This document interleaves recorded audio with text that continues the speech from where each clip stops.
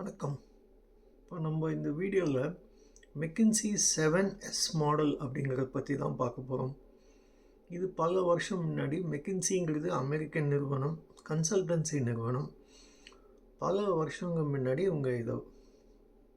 இந்த கான்செப்டை அவங்க ரொம்ப ஃபேமஸ் ஆக்கினாங்க. அப்போலேருந்து இப்போவும் மட்டும் அதே தான். ஆனால் இதோட அர்த்தங்கள், இதோட பரிமாணங்கள் பல விதமாக மாறிவிட்டன. இதில் மோஸ்ட் இம்பார்ட்டன்ட், ரொம்ப அதிமுக்கியமானது என்னென்னா நடுவில் இருக்கக்கூடிய ஷேர்ட் வேல்யூஸ். இதை பற்றி நான் தம்ப்நெயிலே போட்டிருக்கேன். ஸோ அதுலேருந்து பார்த்தாலே உங்களுக்கு புரியும். ஷேர்டு வேல்யூஸுங்கிறது மெக்கின்சி என்ன சொல்கிறாங்கன்னா, இப்போ லேட்டஸ்ட்டாக இப்போ கிட்டத்தட்ட 20 வருஷமாக ரொம்ப ஃபேமஸாக இருக்கக்கூடிய விஷன், மிஷன், வேல்யூஸ், பிலீஃப்ஸ் இதை பற்றி ஆல்ரெடி ஒரு வீடியோவில் நான் டிஸ்கஸ் பண்ணியிருக்கேன். தயவு செஞ்சு அந்த வீடியோவை நீங்கள் பார்த்தீங்கன்னா உங்களுக்கு அது நிச்சயமாக புரியும். ஷேர்டு வேல்யூஸ்னால் எல்லாரும் இந்த இடத்தில் வேலை செய்யும் எம்ப்ளாயீஸ், சப்ளையர்ஸ், அதாவது அந்த கம்பெனிக்கு உதிரி பாகங்கள் இல்லாட்ட உதிரி சாமான்கள் கொடுக்கக்கூடிய மக்கள், அவங்களும் பிஸ்னஸ் நடத்திட்டுருப்பாங்க. அவங்களும் சேர்ந்து இந்த உறுதிமொழி, விஷன், மிஷன், வேல்யூஸ் இதெல்லாம் சொல்கிறது தான். இப்போ இதுக்கு பெஸ்ட்டு உதாரணம், இது ஆக்சுவலாக ஒரு கம்பெனி எடுத்தே நம்ம செய்யலாம். அது கேஸ் ஸ்டடியாக அப்புறம் பார்க்கலாம். இப்போ நான் வெவ்வேறு கம்பெனிலேருந்து எடுத்து சொல்கிறேன். உதாரணத்துக்கு ஒரு ஷேர்டு வேல்யூஸை பொறுத்த மட்டும் உங்களுக்கு எல்லாருக்கும் தெரிஞ்சிருக்கும். இல்லாட்டா நீங்கள் பாம் கேஸ் அப்படின்னு போட்டிங்கனாலே உங்களுக்கு டீட்டெயில்ஸ் வரும். ஒரு கிட்டத்தட்ட ஒரு 15-20 வருஷம் முன்னாடி ரொம்ப ஒரு சோகமான நிகழ்வு நடந்து விட்டது பாம்பேயில். பாகிஸ்தான்லேருந்து ஒரு 7 டெரரிஸ்ட் உள்ள 7-8 பேர் கண்மூடித்தனமாக எல்லாரையும் சுட்டுட்டாங்க.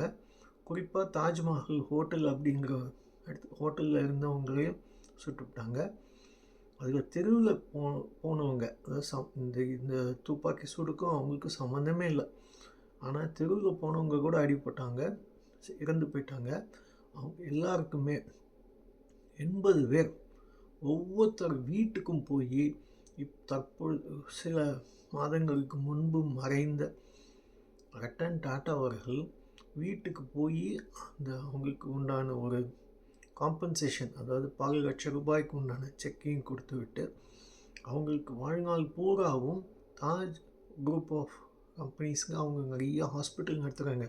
அதில் ஃப்ரீ ட்ரீட்மெண்ட்டுக்கு உண்டான இதையும் செய்து கொடுத்து விட்டு வந்திருக்கின்றார். இதை தான் ஷேர்ட் வேல்யூஸ்னு சொல்லுவாங்க. எங்கேயோ நடந்த ஒரு விஷயத்துக்கு அவர் டைரெக்டாக பொறுப்பேற்க முடியாது.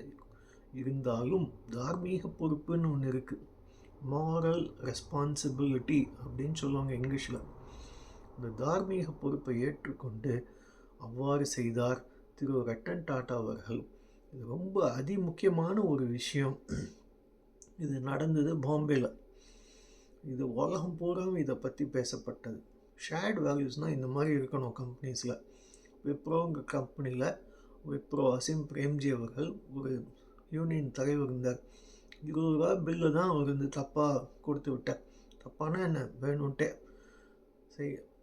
செலவழிக்கலாம், ஆனால் செலவழிச்ச மாதிரி காட்டி விட்டார். அதை கண்டுபிடிச்சிட்டாங்க.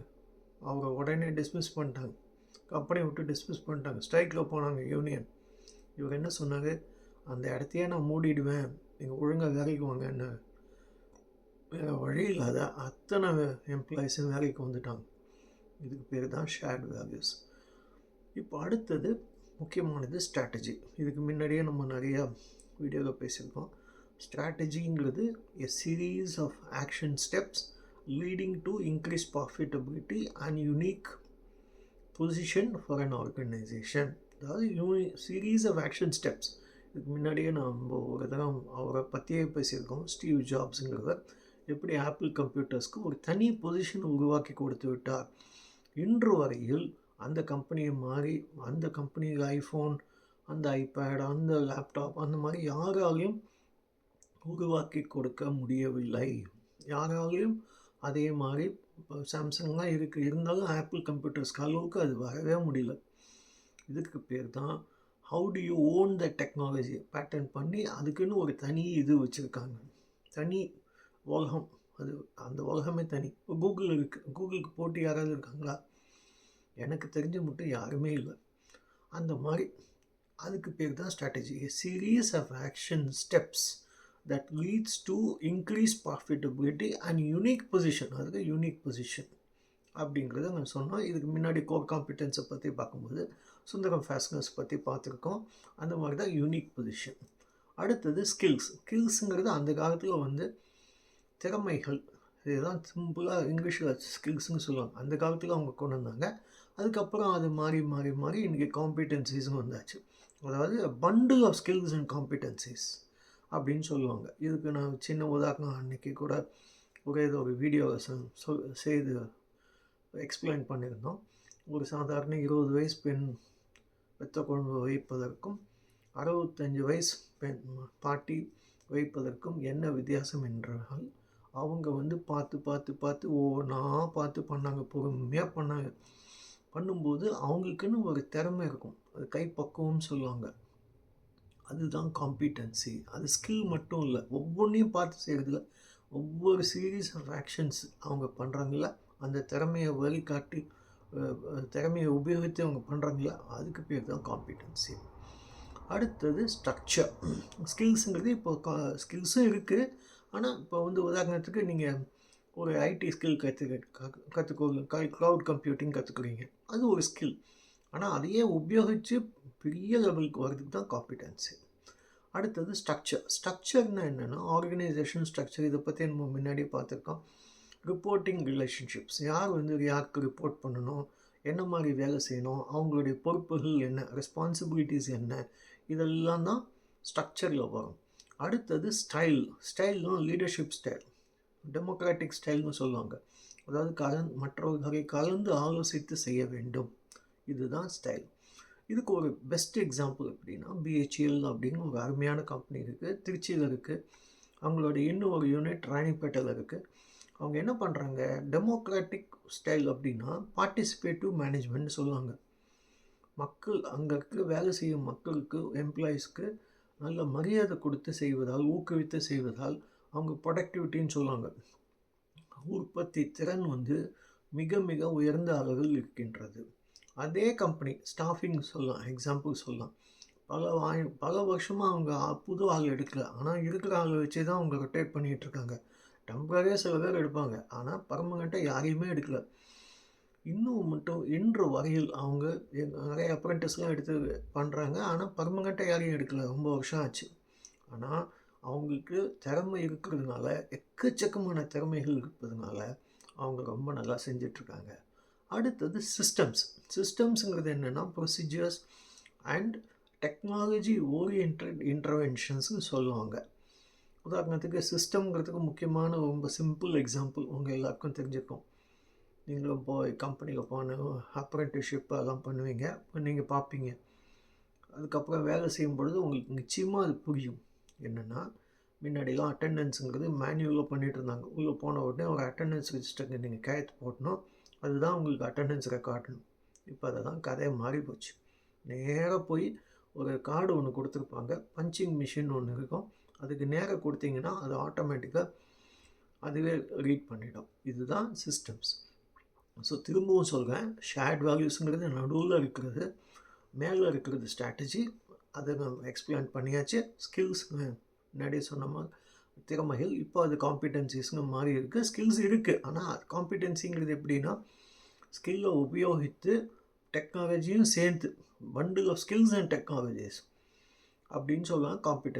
கோர் காம்பிடன்ஸுன்னு சொல்லுவாங்க. அது தனியாக ஒரு திறமையை உருவாக்கி உலக அளவில் நம்ம கொண்டு வருது, ஆப்பிள் கம்ப்யூட்டர்ஸ் மாதிரி. அடுத்தது ஸ்ட்ரக்சர் நம்ம சொன்ன மாதிரி ரிப்போர்ட்டிங் ரிலேஷன்ஷிப்ஸ் எல்லாமே வரும். ஸ்டைலுங்கிறது லீடர்ஷிப் ஸ்டைல். ஸ்டாஃபுங்கிறது எல்லாமே வந்துடும். வெறும் ரெக்ரூட்மெண்ட் மட்டும் இல்லை, செலெக்ஷன் மட்டும் இல்லை, மோட்டிவேஷன் மட்டும் இல்லை, ரிலேஷன்ஷிப்ஸ் மட்டும் இல்லை, எல்லாமே சேர்ந்து தான் ஸ்டாஃபிங். அதாவது ஸ்டாஃபுங்கிறது என்னென்னா இப்போ இருக்கிற ஹியூமன் ரிசோர்ஸஸ் மேனேஜ்மெண்ட்டுன்னு சொல்கிறாங்க, ஹெச்ஆர்னு. நீங்கள்லாம் அடிக்கடி எல்லோரும் படிக்க ஆசைப்படுவீங்க, அதுதான். அடுத்தது சிஸ்டம்ஸுங்கிறது என்னென்னா இப்போ ஜஸ்ட் ஒரு சின்ன எக்ஸாம்பிள் கொடுத்தேன். இந்த மாதிரி நிறைய இருக்குது. உதாரணத்துக்கு அத்தாரிட்டி மேனுவல் ஒன்று இருக்கும் கம்பெனிஸில். யார் எவ்வளோ பணம் செலவழிக்கலாம், இதுவும் ஒரு சிஸ்டம். ஏன்னா எல்லாம் இஷ்டப்படி யாரும் செலவழிக்க முடியாது. இப்போ 5000 மட்டும்தான் ஒருத்தருக்கு இது இருக்குது, லிமிட் இருக்குது. அதை தாண்டி போனால் 5000 மேலே போச்சுன்னா அதுக்கு அப்ரூவல் வாங்கணும். இது மாதிரி நிறைய வச்சுருப்பாங்க. இதெல்லாம் தான் சிஸ்டம்ஸ். அது ஒவ்வொரு கம்பெனிலேருந்து ஒவ்வொன்றும் மாறும், கம்ப்ளீட்டாக மாறும். எல்லாமே ஒரே மாதிரி இருக்குன்னு சொல்லுவாங்க. ரூல்ஸ் அண்ட் ரெகுலேஷன்ஸும் சிஸ்டம்ஸை சேர்ந்தது தான். உதாரணத்துக்கு இவ்வளோ தான் நீங்கள் லீவ் எடுக்கலாம். உங்கள் இஷ்டப்படி வீட்டில் உட்காந்துருந்தீங்கன்னா கம்பெனி ஆக்ஷன் எடுக்கும். அவங்களுக்கு கர்மே பைட்டோன்னு சொல்லுவாங்க ஹிந்தியில், வீட்டில் உட்காந்துக்க வேண்டியதான். அதனால் தயவு செஞ்சு இதெல்லாம் புரிஞ்சுக்கோங்க. சிஸ்டம்ஸும் ரொம்ப இம்பார்ட்டன்ட். இதுதான் இந்த மெக்கின்சி மாடல். அஃப்கோர்ஸ் இதெல்லாம் மாறி போச்சு. இப்போ நிறைய எக்ஸாம்பிள் ஒவ்வொன்றுக்கும் சொல்லலாம். இப்போ ஸ்ட்ராட்டஜின்னு எடுத்தால் இதுக்கு முன்னாடியே நான் ஐ திங்க் ஒரு இதில் பேசியிருக்கேன்னு நினைக்கிறேன். இல்லாட்டாலும் பல வருஷம் முன்னாடி பஜாஜ் ஆட்டோ தான் நம்பர் 1 இருந்தது. அப்போது ஸ்கூட்டர்ஸ் இருந்தது. ஸ்கூட்டர்ஸுங்க கொஞ்சம் கொஞ்சமாக மோட்டர் சைக்கிள் மாறின உடனே அவங்களால அதை ஜீரணிச்சிக்கவே முடியல. அந்த கம்பெனி மெதுவாக தான் ரியாக்ட் பண்ணாங்க. ரியாக்ஷன் டைம் ரொம்ப ஜாஸ்தி இருந்தது. ஆனால் உள்ளே போந்தான் ஹீரோ ஹோண்டா.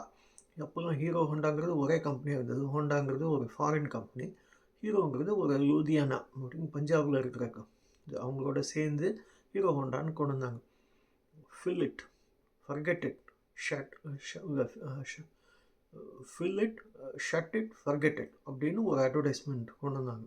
அருமையாக இருந்தது. அந்த fill it, shut it, forget it. ஒரு பெட்ரோல் பங்க்கில் பெட்ரோல் போடுற மாதிரி மூடிட்டு அப்புறம் நீங்கள் ஃபர்கெட் இட், அதை மறந்துட வேண்டியதான். அது மைலேஜ் ரொம்ப ஜாஸ்தி கொடுக்கும், எங்களுடைய ஆன் ரோட் பர்ஃபார்மன்ஸ் ரொம்ப நல்லாயிருக்கும், இந்த மோட்டர் சைக்கிளை வாங்கினீங்க உங்களுக்கு கவலையே இல்லை அப்படின்றது தான் அர்த்தம். அதுதான் நடந்தது. இன்றைக்கும் ஹீரோ ஹோண்டா நம்பர் 1 இருக்குது. எங்கேருந்தோ அந்த ஹீரோ ஹோண்டா பஜாஜ் ஆட்டோவை உதன்னு உதைச்சி நம்பர் 1 இருக்குது. அடுத்தது பஜாஜ் ஆட்டோ. அடுத்து அவங்க எல்லாருக்கும் தெரிஞ்சுக்கும் நம்ம ஒரு கம்பெனி டிவிஎஸ் மோட்டார்ஸ் இருக்குது. இந்த மாதிரி ஒவ்வொரு மார்க்கெட்லேயும் ஒவ்வொரு 1, 2, 3 இருப்பாங்க, எப்பொழுதுமே இருப்பாங்க. அவங்க தான் என்றைக்குமே டாமினேட் பண்ணிட்டு இருப்பாங்க. இப்போ உங்களுக்குலாம் தெரிஞ்சிருக்கும் சோப் பிராண்ட்ஸ் அப்படின்னா எல்லாமே இந்துஸ்தானில் தான் டாமினேஷன். அவங்க எக்கச்சக்கமான மார்க்கெட் ஷேர் வச்சுருக்காங்க. அடுத்தது தான் மற்ற கம்பெனிலாம். சின்ன கம்பெனியும் இருக்கும் அதில். ஆனால் மேஜர் கம்பெனி யாருன்னா இந்துஸ்தானில் இருக்கிறது. அதுதான் ஸ்ட்ராட்டஜி. எப்படி பல வருஷங்கள் உழைத்து அவங்க செஞ்சுருக்காங்க. ஐடிசி ஹோட்டல்ஸ்க்கு எப்படி அவங்க முன்னேறி பெரிய லெவல் வந்திருக்காங்க. இப்போ கூட நேற்றுக்கு தான் பேப்பரில் வந்திருக்கு. அவங்க தனியாக ஹோட்டல்ஸுங்கிறத தனி பிஸ்னஸாக கொண்டு போகிறாங்க. அந்த அளவுக்கு அவங்க முயற்சி செஞ்சு வேறு விதத்தில் அவங்க யோசிக்க ஆரம்பிச்சிட்டாங்க. இந்த மெக்கின்சி மாடலுங்கிறத ஒவ்வொன்றும் நீங்கள் தனித்தனியாக புரிஞ்சுக்கணும். இந்த சில எக்ஸாம்பிள் மட்டும்தான் நான் இதில் சொன்னேன்.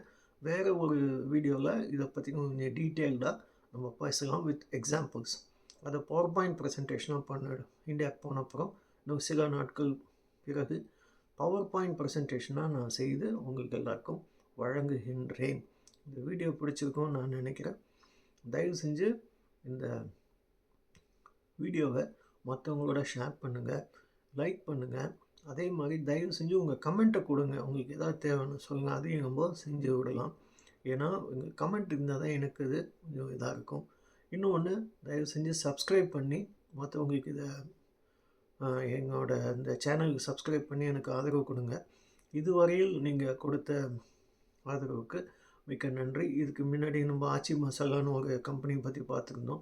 அது கூட தான் ஸ்ட்ராட்டஜி. அவங்க பார்த்திங்கன்னா இன்றைக்கும் நம்பர் 1 இருக்காங்க. அவங்க பிராண்ட் பண்ணி அட்வர்டைஸ்மெண்ட் பண்ணி எக்கச்சக்கமான புது ப்ராடக்டை கொண்டு வந்துட்டாங்க.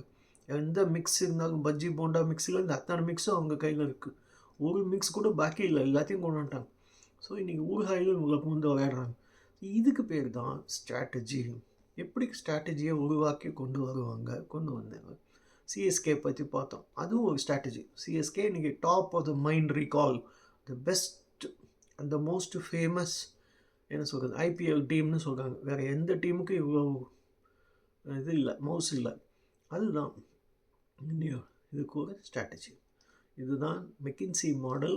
அதோட இது தம்ப்நெயிலில் கொடுத்துருக்கேன். அதை கண்டிப்பாக நீங்கள் எல்லோரும் இதுக்கு மேலும் படிக்கணும். கூகுளில் போய் 7S மெக்கின்சி 7S மாடல்னு போட்டாலே நிறையா வரும். அதை இன்னும் மேலும் படிக்கணும். இதோடு நிறுத்திடக்கூடாது. மிக்க நன்றி. தேங்க்யூ.